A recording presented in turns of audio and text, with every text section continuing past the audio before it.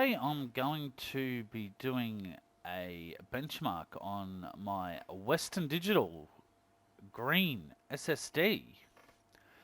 Now, I have done a previous video on my Samsung 980. If you haven't seen that, check it out. It's on the channel. Okay, so as you can see, it's 120 gig, and the read speed should be around 550-ish, and probably 510 right. Now, as you can actually see, it's 92% full. So out of 111, which Windows picks up. So let's jump on into the benchmark. Today we'll be using Crystal Disk Mark for the benchmark and Crystal Disk Info. And as you can see, the health status of the drive is 90%. Alright, let's go. And we're going to click all on Crystal Disk Mark, and it's going to test the read-write speeds. Now we should be getting around 550 for read. Should. Do Western Digital live up to their name of being a good quality product? Now, I have had no issues with this drive at all. I've had a few Western Digital SSDs. And look at that, 545 read. Now, that is actually pretty good. That's close to the advertised read. And I think write was around 510, I think. Bear in mind, this drive is pretty full. So we're only 4 meg off the advertised read speed of the SSD. 5 meg on this one. So we'll see. We don't know what the write will be. But they are really, really good drives. I'm not sponsored by Western Digital or being paid to do this benchmark. I do enjoy using Western Digital drives. They are quite good. But I do have Seagate as well. So I have different brand drives in my PC. So I thought, hey, I done a benchmark on the Samsung. I'll do one on the Western Digital, and I will actually do one on my Seagate drive as well, which is a mechanical drive. So I will do a future video on that. So it'll come up on the channel some time after this video. It could be this month, it may not be. And once this is done, I'm going to show you the toolkit that you get with Western Digital, that you can download their dashboard. I'll give you a quick rundown on that. So we'll see. And this is at 4K, as we know. I believe that's 4K, yeah. 26 megabytes. Very slow compared to the Samsung 980. My recommendation is to always go with an M.2 drive over an SSD. For your main boot drive anyway, which is what I'm doing. And in the future I'll be upgrading my M.2, so it'll be interesting to know. There's probably going to be more future reviews on the new drive I choose to get. What will it be? I don't know. I'll do an unboxing video. Well, quick unboxing. There's nothing really to unbox, and it comes in plastic packaging. Western Digital's come in a box, so. And we're still doing the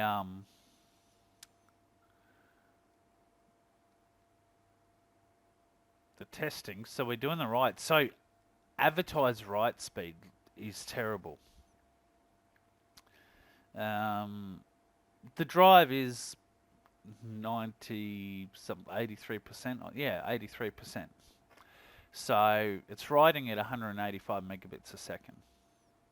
And I am not recording to this drive either. So I'm making this video, I'm recording to my M.2, so it does not affect the speeds. I'm not using that drive at the moment. So we'll see how we get. Like, maybe I'll do one with it completely blank. Maybe if the drive had nothing on it, it might be a little faster. I don't know. I have had this drive. Bear in mind, this drive is 3 years old.